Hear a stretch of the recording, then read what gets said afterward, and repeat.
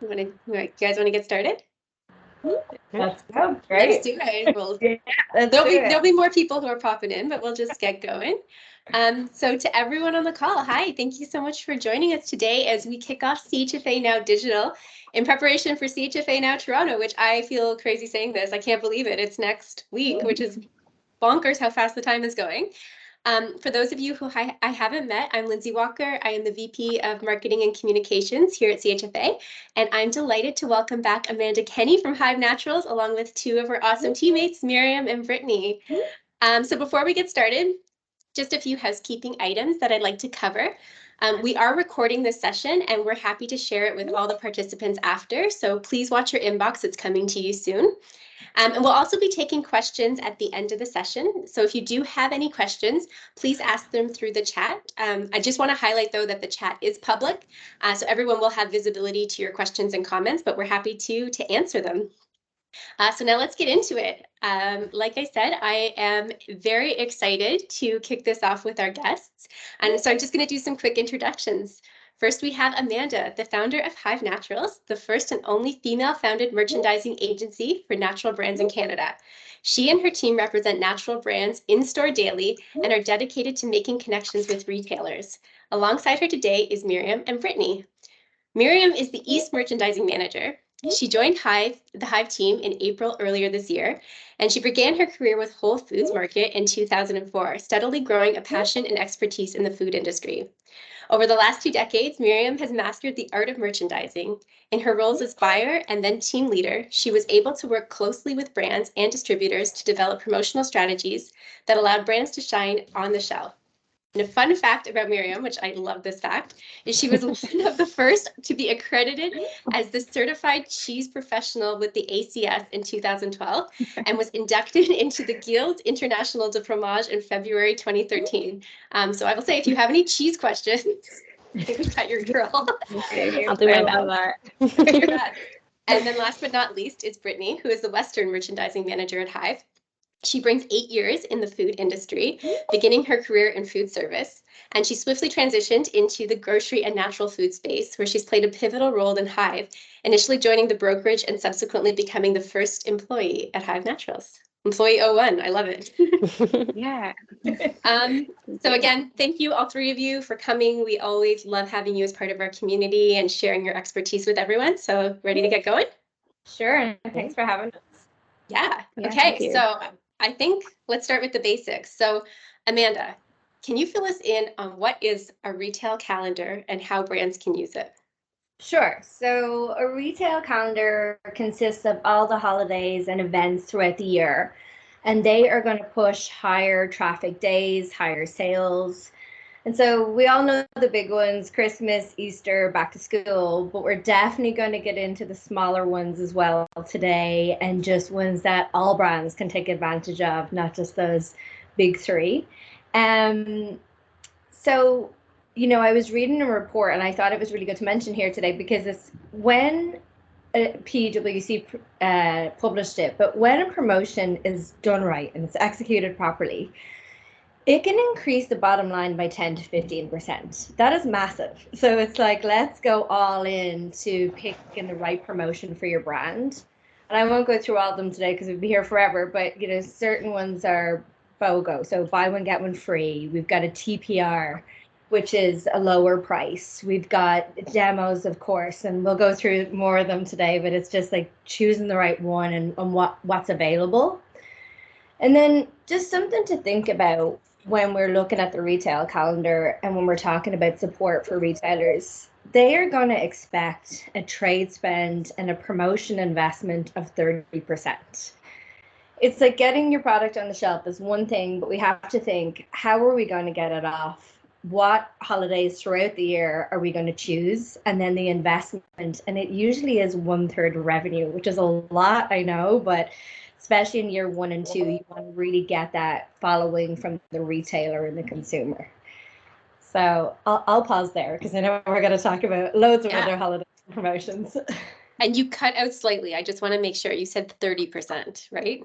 30%. 30%. Okay, just making sure that everyone on the call knows. So yeah, let's talk a little bit more about those promo periods. So Miriam, with your expertise at Whole Foods, I'm sure you saw a lot of big promos for the big holidays. But aside from those big holidays like Christmas, Valentine's, back to school, Easter, what are some of the more niche promo periods that brands can consider taking advantage of when there might be less competition? Yeah, niche periods are great opportunities for brands to tap into those specific interests and behaviors. It allows them to engage their target audience with different marketing campaigns that are going to resonate with them. We come from such diverse communities, so unique cultural holidays like the Chinese New Year, Eid, Diwali, consumers are seeking products in the market to help celebrate those traditional gatherings. And we're going to see that shift in our retail market. There are so many niche periods that brands can consider taking advantage of to help them stand out amongst that competition. There are different awareness months that you can use to showcase and promote education around specific topics. Two great examples that come to mind are Women's Month in March and Earth Month in April. And to get even deeper, you could target themed days in a month. March 14th always stands out to me as a great one for Pi Day.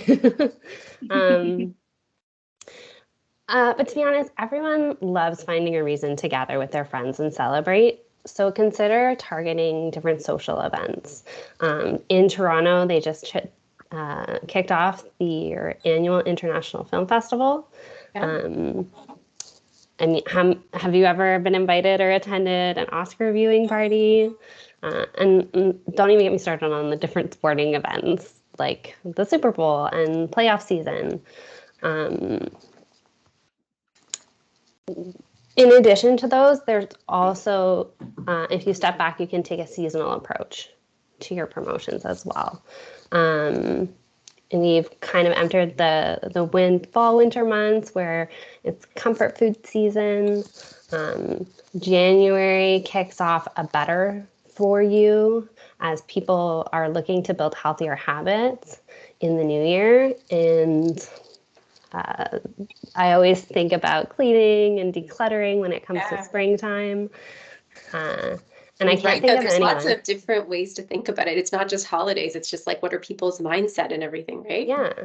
I can't think of anyone who doesn't get excited about firing up the grill for grilling season.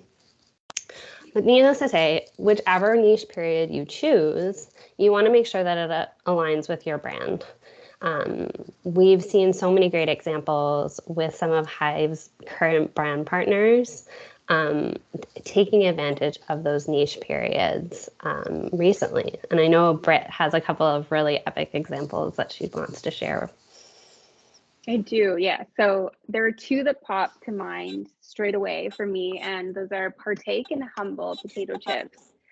I think Partake did a phenomenal job aligning their promo calendar with the grilling / barbecue season this summer.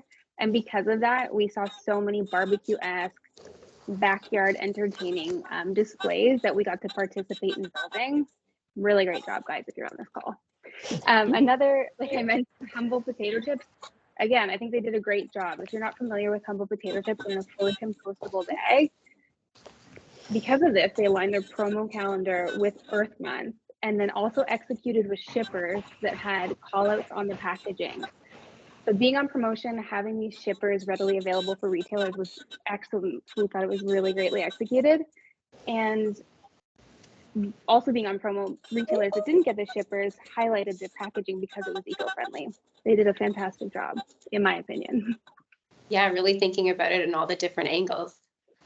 Yeah. And like you said, really thinking about like your brand and where it fits. But beyond taking advantage of these promo periods, there's lots of different promotional opportunities. Like you said, beyond the period, there's discounts, there's coupons, there's giveaways, there's pairing with a charitable act. So like, again, if you were, doing something for Earth Month, the opportunity to give back to the planet. What do you think, Amanda, maybe this one is for you, what works best, or does it vary by brand? I think all promotions are amazing once they're executed properly. We had a partner recently that partnered with a chain of 10 stores, and it was an epic giveaway. It was a bike. And so it was organized with head office months in advance. The bikes were sent. And the problem was that none of the stores knew about it. So what happened there was no displays were built in some, no product landed in others, no signage in others. And so it's a real pity when you've invested so much time and effort at the head office level and then it falls apart at the store level. So whether it's a merchandising team or just yourself, make sure that whatever you choose to put it all in, like make sure it's when the full circle is met. And so that's, head office, obviously the product sent, get those pre-orders and make sure your product has landed, make sure there's signage, and that all stores are educated. So when the consumer says, what's going on here, that you can say, okay, well, this is the list of details from the promo. And I think that applies across the board. So whatever one you pick, be it the buy one, get one free, a competition, a lower price, just make sure that its tags are on shelf, that it's all executed at the store level as well. I read a disturbing Repsol report recently, and it said last year 70% of companies reported that the retailer and the promo, there was no compliance. Wow. That's a lot of promos missed, a lot of opportunity on all sides. That goes for the brand, the retailer, and the consumer, because unfortunately everybody's missing out. Mm-hmm. And then the other thing I would say is when you've done all your excellent work on the promotion, just do a check-in as it comes to the end. Is the retailer going to be left with stock? Especially if you're a fresh product, right? You've got a shelf life of 4 months. Do they only have 3 weeks left to sell? If you're a longer selling item, okay, maybe you don't need to act so quickly. But what you could do there is put a coupon on it. So $1 to $2 off to encourage sales. Because the last thing you want to do is have a great promotion, but maybe you sold in too much stock and there's excess left. The retailer does not want to be left a product that they cannot sell. So go in, do a check mid-month, make sure the product is going to flow out. If there's 10 bottles or packets left, no problem. But if there's 100, get some coupons on in time that the product can shoot out.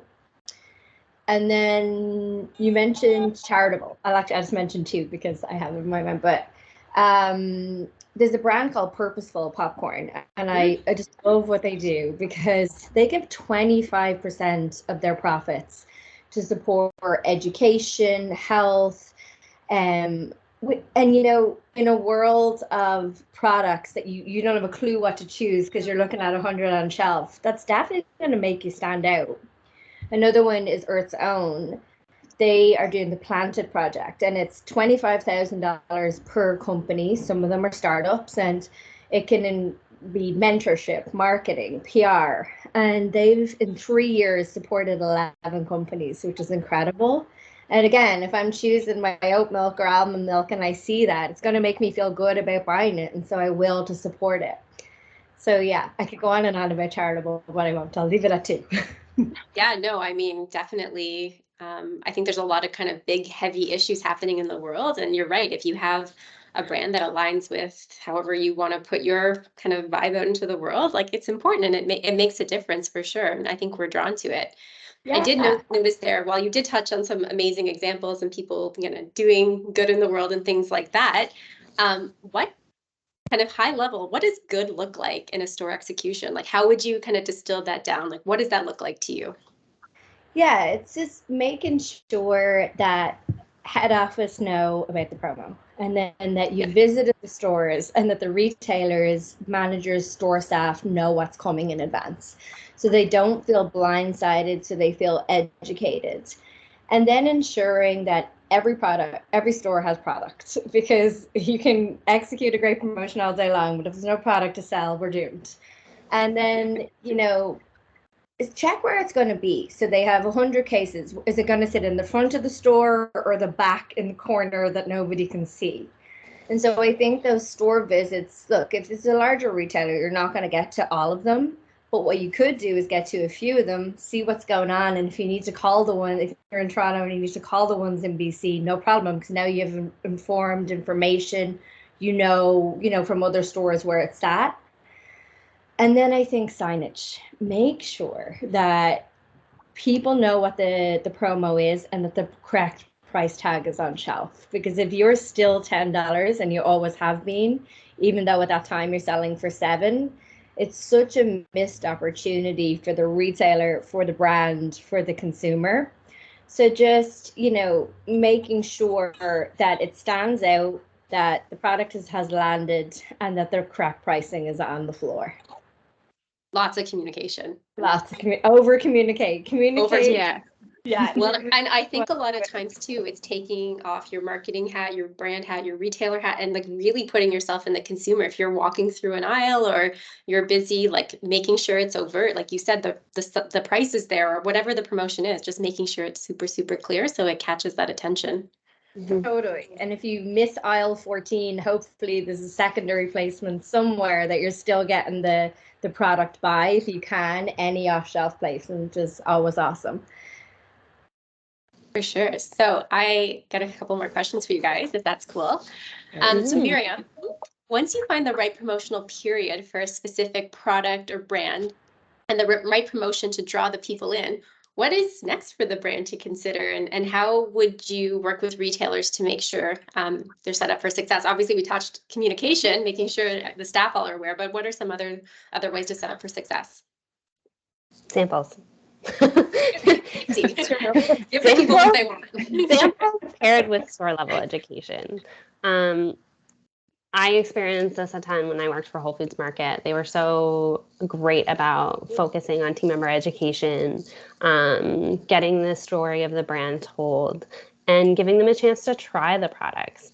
If someone can try it and they fall in love with it, they're going to tell their customers, they're going to tell their family, they're going to tell their friends.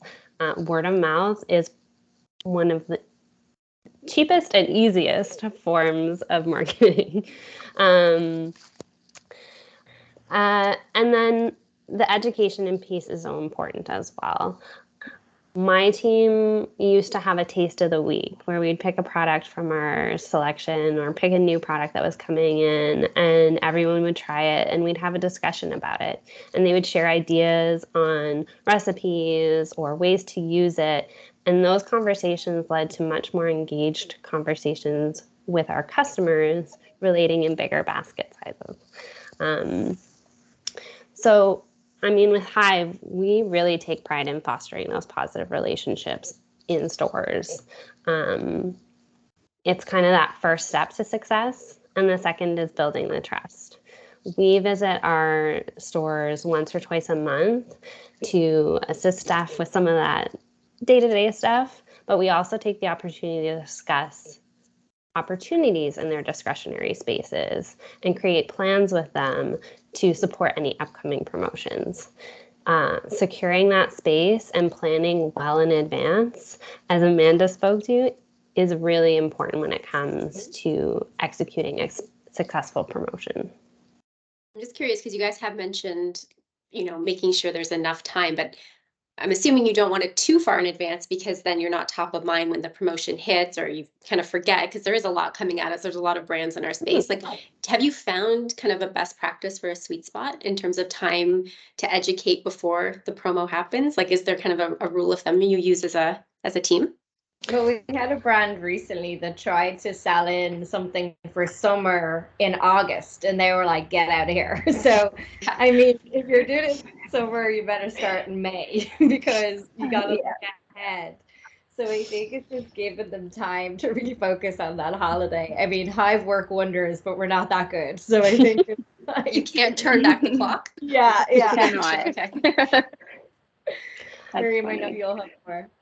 I was going to jump in and say we always like to be able to talk about it at least 1 month out.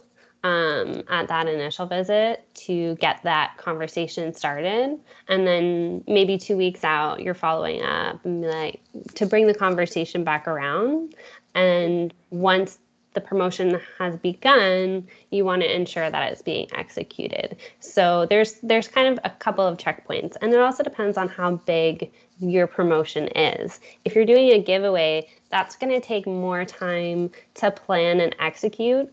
Or we when we executed our sapsucker displays recently in Whole Foods Market, that was a couple months worth of planning to create the designs, ensure the stores had enough stock, and had an exit strategy for when the promotion ended.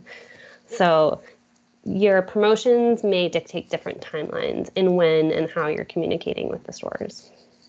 Yeah, and I was thinking also too, when you're talking about educating the team or the staff at the retail level, like you may also want to think through what your product is. Like if it's a piece of cheese or a drink, yeah, you can sample it kind of one and done maybe, but if it is something you want to try, like a topical or HABA or even a natural health product or something, having a little bit of more time for people to experience the product too probably helps a lot in terms of that education.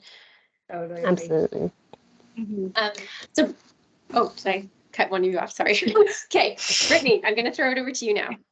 Okay, To sure, help go for it. brands, to help with brand awareness, we know cross promotion is key. How can brands work with retailers to cross promote the product, and what should they keep in mind with working with other brands to cross promote with? Sure. I love cross promotion. I think it's an amazing tool, especially if it's executed properly. I think this is something we've said time and time again on this call is like execution is key. But in regards to cross promotion is it can be a win-win-win. So retailer, brand, and consumer, it can win if done properly. Cross promotion can tell a story and educate the consumer, as well as bulk up the basket size and obviously increase sales for the brand. As a rule of thumb, we generally like to say like 2 to 3 brands on a cross promotion as to not overwhelm the consumer. I'd like to say, some things to consider would be shared values, authenticity, clear communication. Does the promotion tell the story you want it to? A really great example, I always say this is like oat milk with coffee and a breakfast bar. Like that tells a story of like a cozy morning or breakfast on the run. And the chances are a consumer is going to buy all three. Chances are. We saw a really great example this summer with Sapsucker and K-Pasta. They teamed up together to create this promotion called Chips, Dips, and Sips. K-Pasta, we all know it's a hero brand. Everyone's super familiar with it.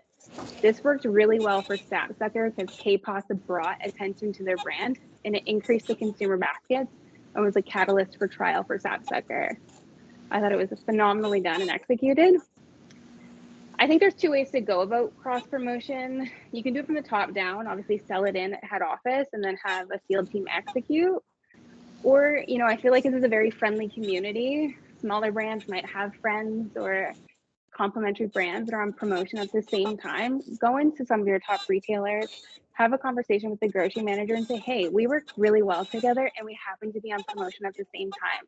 How would you feel about doing an end? And then obviously you could support with like a demo as well. I think that would be the perfect setup. One thing I would recommend for retailers and for brands is to avoid cross promoting with competing brands. I do feel like this is a no-brainer, but honestly, we see it a lot in the field and we're not always in control about what goes on and end. Some things are corporately mandated, but I don't think it will win. It's not a win-win. I think ultimately the consumer would have to make a decision. They're not going to buy 3 bags of chips. They're going to choose the one they're familiar with or the one that's the best cost. Yeah, it's like you said, things that seem like no-brainers. Sometimes you guys are in the field all the time, so you see it. So it is like, again, it's a good reminder, just kind of start with the basics.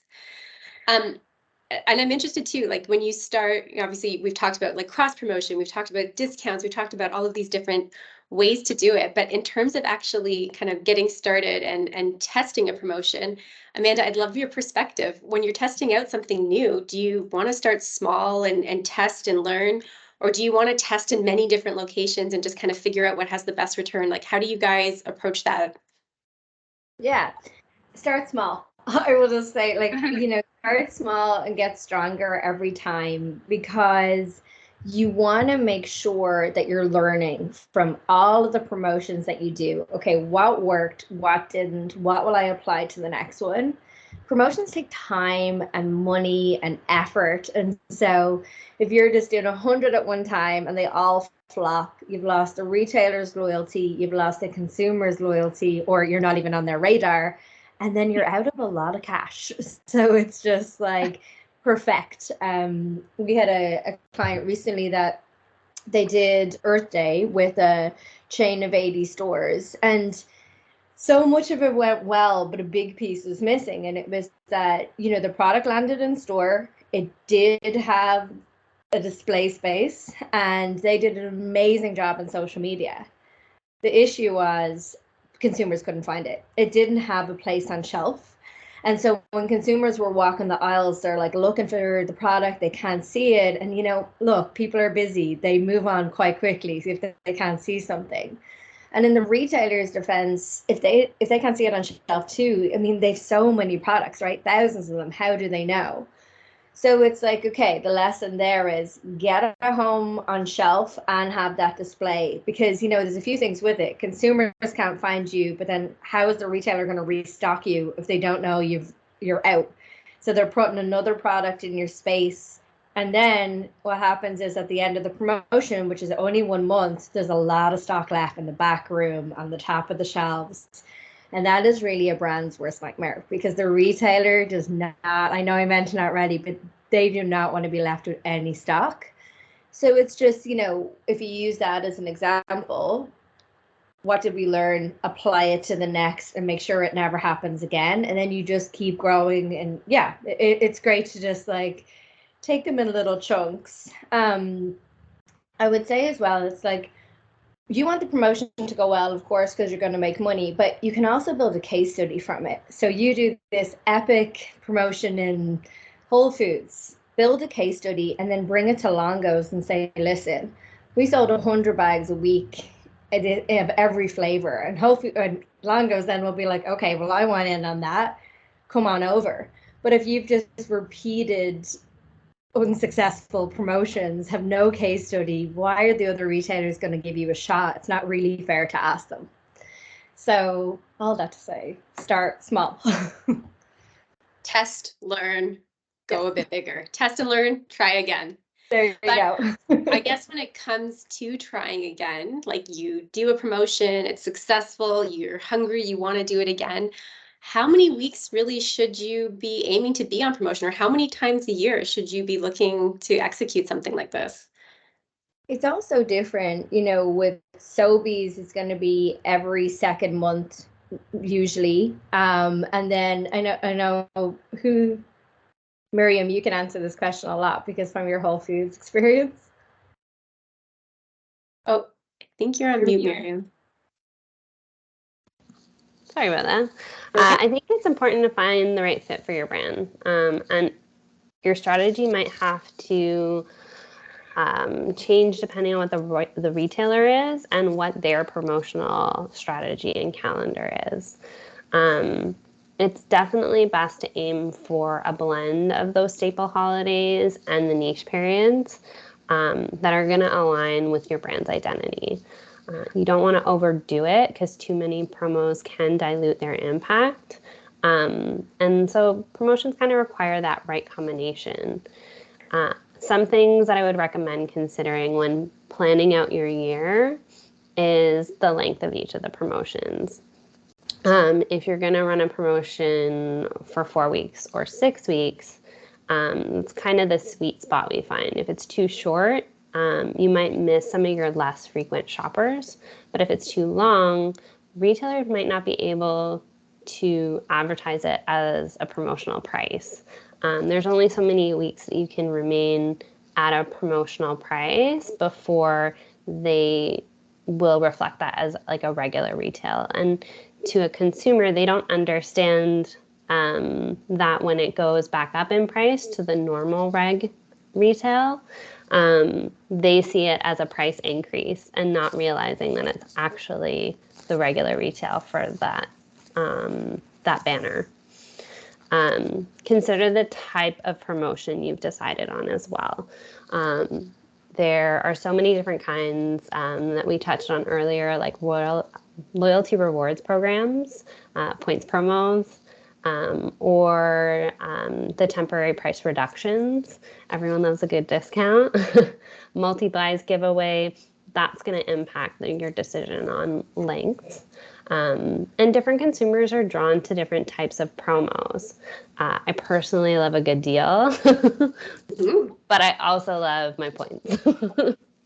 Yeah, it's true. And it's interesting, like you said, like I love that thinking about the price, like perception is reality. So if you are constantly on a discount price though, and then you go up, like people, like that's bad for your brand potentially if consumers perceive that as a price increase, right? So that's a really interesting way to think about it. And the frequency could be dependent, as I said earlier, on the retail strategy and on their calendar. So you're going to have to navigate it based on what banner you're looking to promote within.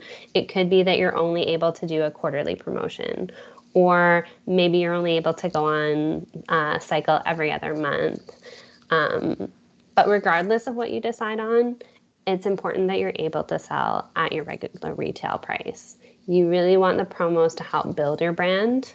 And that's often why it's recommended that you spend the most in those initial years in the market.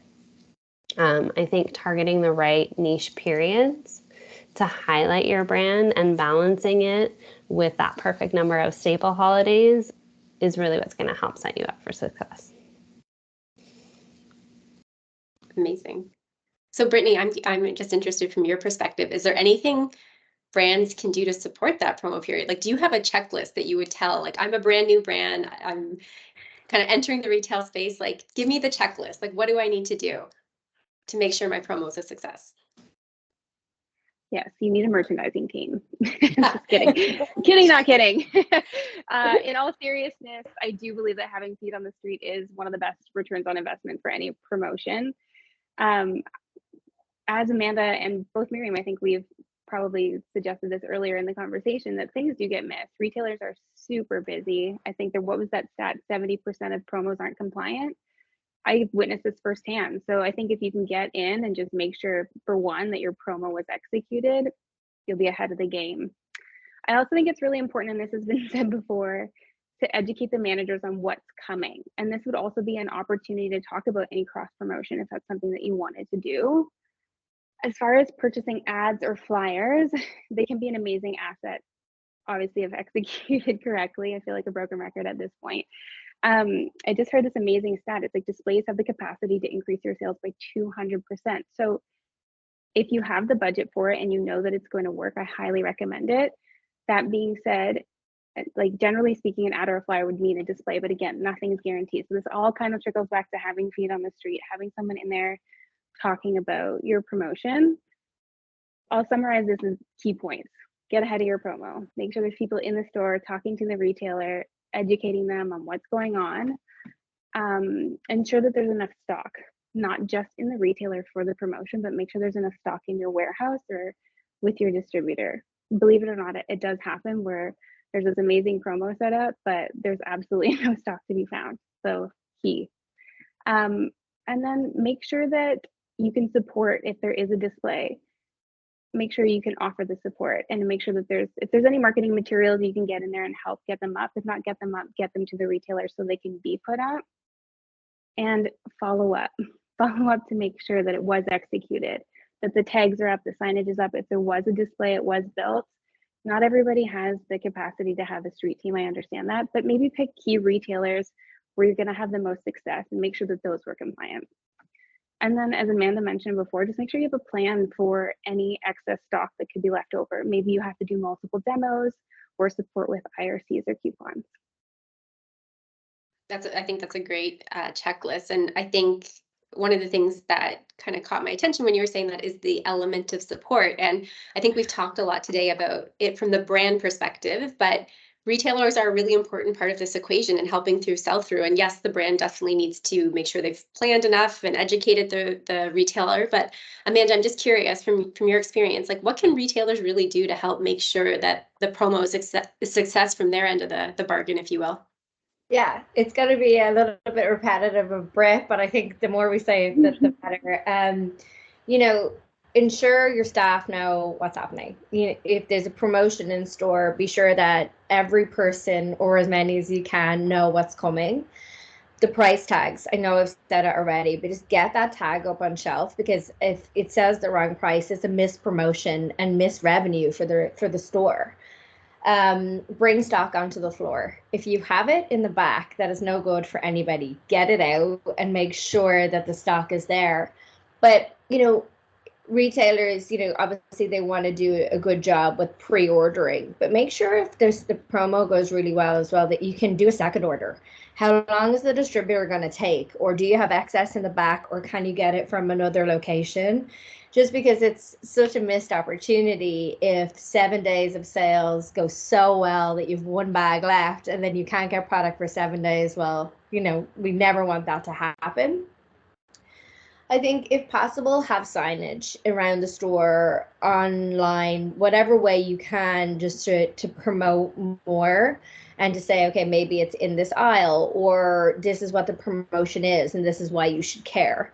And then I know I said it already, but multiple placements, because people are in such a hurry these days that if you can get, you know, maybe it's in aisle 1, aisle 14, and then it's near the tills. It's just giving them every opportunity to take advantage of, you know, what is on deal.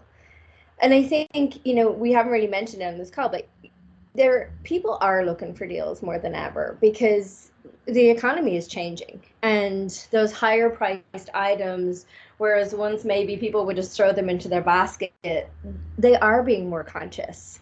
And so take advantage of the deal. And then I will say one more thing is, like, for the retailer, it's cross promotion, as Britt said. You want to get as many products into those baskets as you can. So if you can cross promote 3 great products, so Britt used the coffee, the breakfast bar, and the milk. Well, you've either made $7 on one item, or you've made 20 on the 3, and you've filled. So I think if there is space, and I know retailers are limited, but do an end cap, put a few brands on there, and then yeah, it will increase sales for sure, and make life easier for the consumer, because they've just purchased quickly and efficiently for them.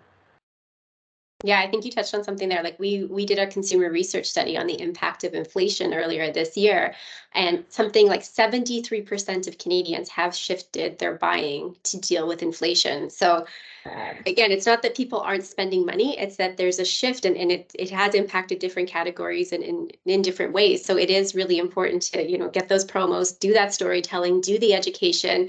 People still want value in their life, or they want problems solved, or they, you know, want whatever they want, but it's important to think through those different angles and get in front of the consumer. Totally, we're seeing it more than ever. Yeah. Amazing. Okay, well, I feel like we should open it. There's quite a few people on the call, so I do want to open it to some questions if you guys are game. Sure. Okay, let's start with the first question. There is definitely a growing demand for female-founded and BIPOC brands. How can brands and retailers merchandise their products to align with that demand? Miriam, maybe you can take that one. Yeah, I'll definitely take it. I feel like storytelling through signage is a great opportunity to really help highlight and tell those stories.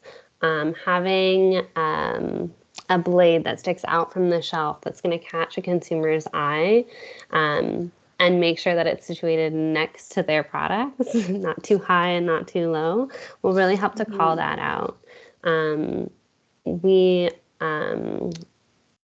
I saw this at Whole Foods back in March, where they really looked to highlight and partner with brands during that month for women-founded and led brands. And I think that signage is one of the easiest ways to help communicate that information to the consumer. I think so.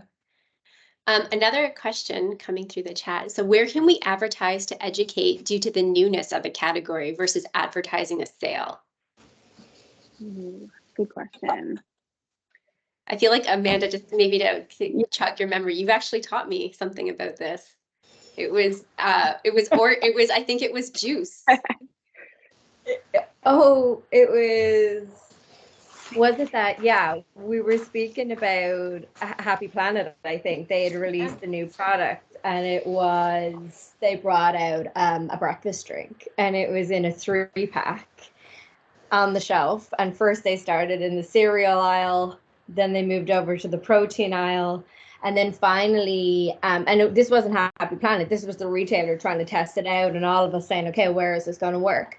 And then finally, when they put it in singles in the fridge at the back with the orange juice and the eggs, they're like, okay, then the consumer got it. Like, when am I supposed to have this? I'm supposed to have it at breakfast with some other healthy items.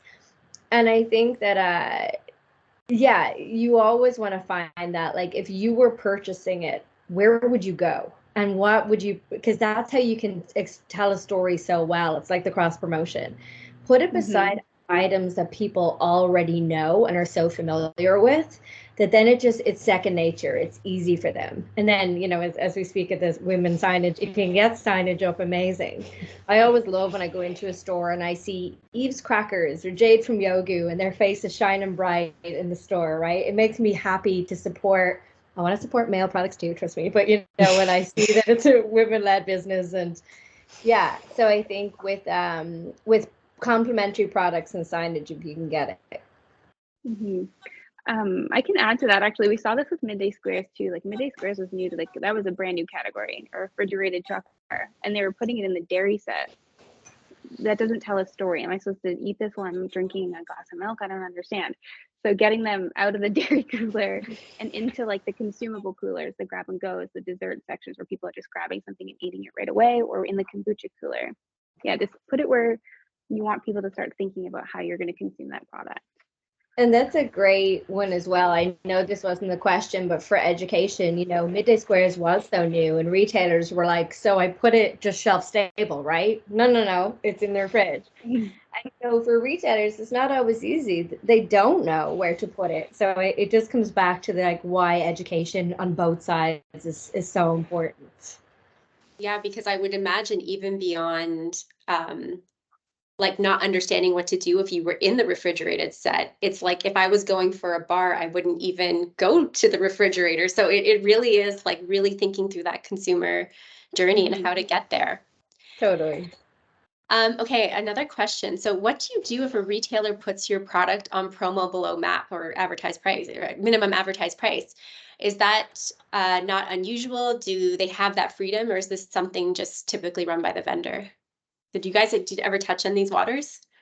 Yeah, That's like a broker question, Amanda. And I mean, it's not typical that the retailer will do that. But if it's a higher priced item and they really want you to go lower, go with them on it, because you want to see what price your product will move.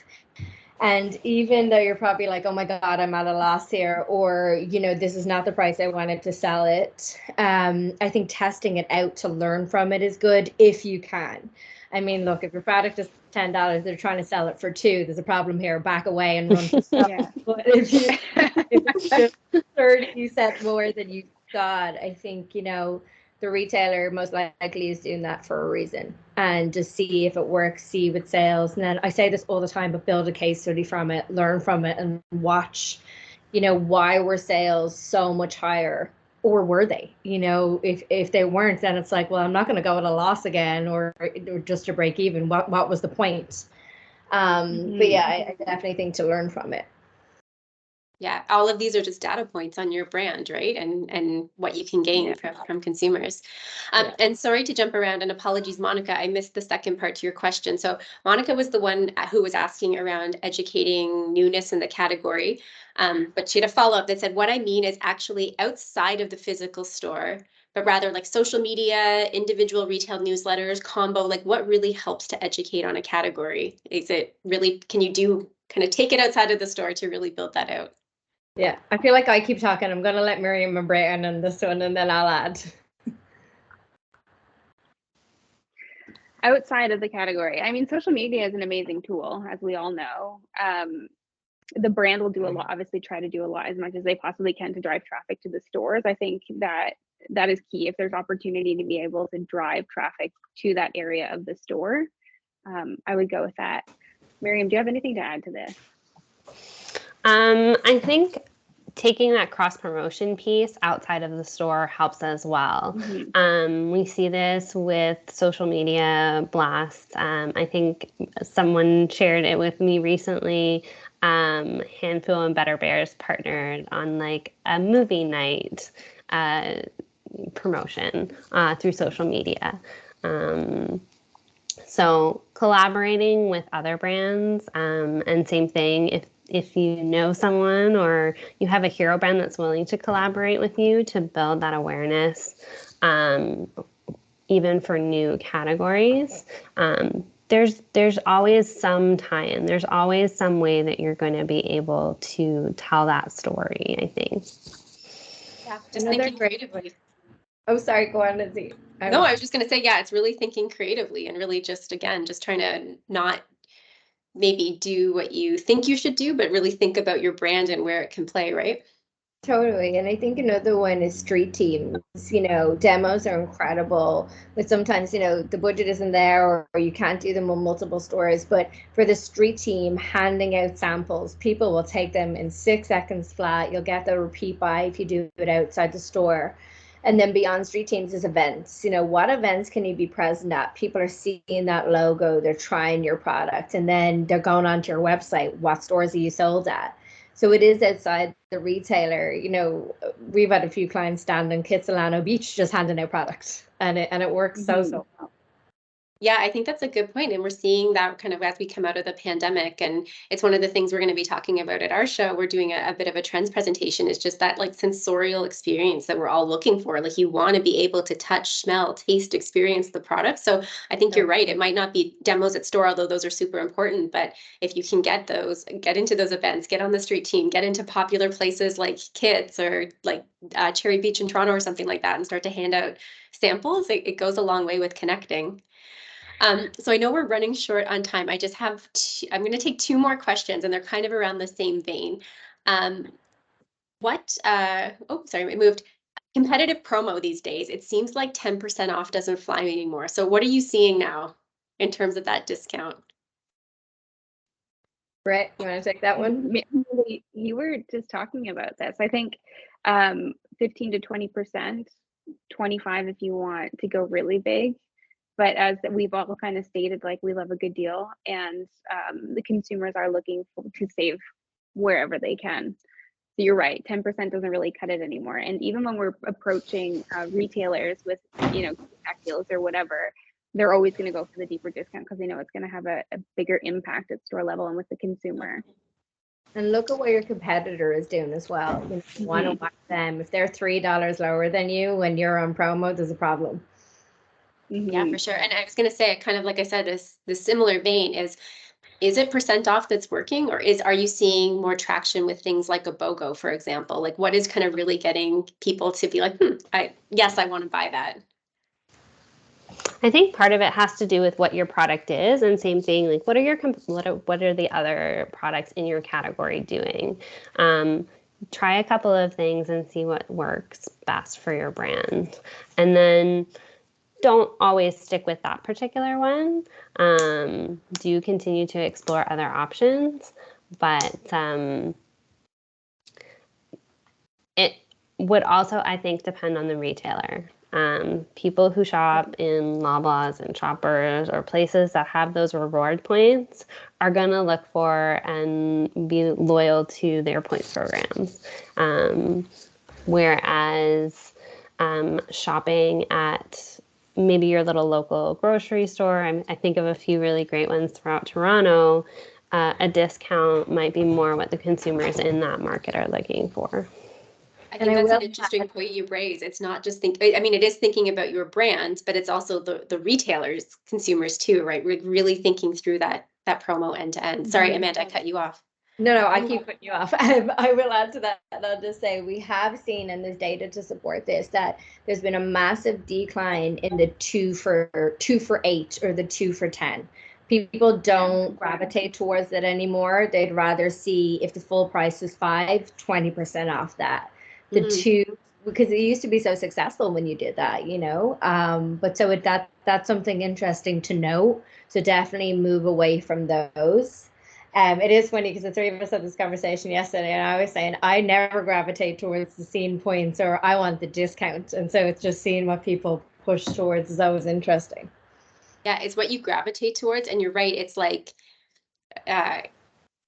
what's a good example? Like saying 20% or 1 out of 5. It's not quite for promo, but you know what I'm saying? It's the same thing, but it's just positioned a little bit or framed a little bit differently, and it has a different impact to other people. 4 out of 5, guys. 80% is 4 out of 5. Gosh, we can't do math. 1 week before the show, guys. We Not on don't the do a lot of fly. math. We do a lot. We do a lot of promo talk. But I know we are running really short on time, so I just really want to thank you guys again for taking the time. I would say probably if anyone else has any questions, definitely reach out to us, email us. I'll pass it along to the Hive team, and I'm sure you guys are very open to answering it. But thank you everyone for joining us today on the call, on the webinar. Thank you to the three of you. I always have a delightful time when I get to talk to you and learn so much. So thank you so much for taking the time. Like I said to everyone, keep an eye out on your inbox for an email. We have the recording. At CHFA, we are definitely dedicated to sharing resources like this to help move our community forward. So if there's anything more you want to hear from the team, let us know. We're happy to bring this to life. And I will also say, I said it at the top, I can't believe CHFA Now Toronto is 1 week from today or tomorrow, 1 week from tomorrow. So I hope you can join us. If you haven't registered yet, you can do so on site. If you're a CHFA member, you can do so at chfanow.ca. And I hope as well you love what we're doing and want to become members. So if you'd like to learn more about membership, head to chfa.ca or just email us info@chfa.ca. We'd love to connect with you and tell you all of the great things we love to do for our members, like this beautiful team here. Thank you guys again. I can't wait to see you next week. And thanks to everyone on the call. Again, stop by the CHFA booth. We hope you can say hi. Thanks, Thank you, Lindsay. Thanks, Thanks, everyone. Have a good day.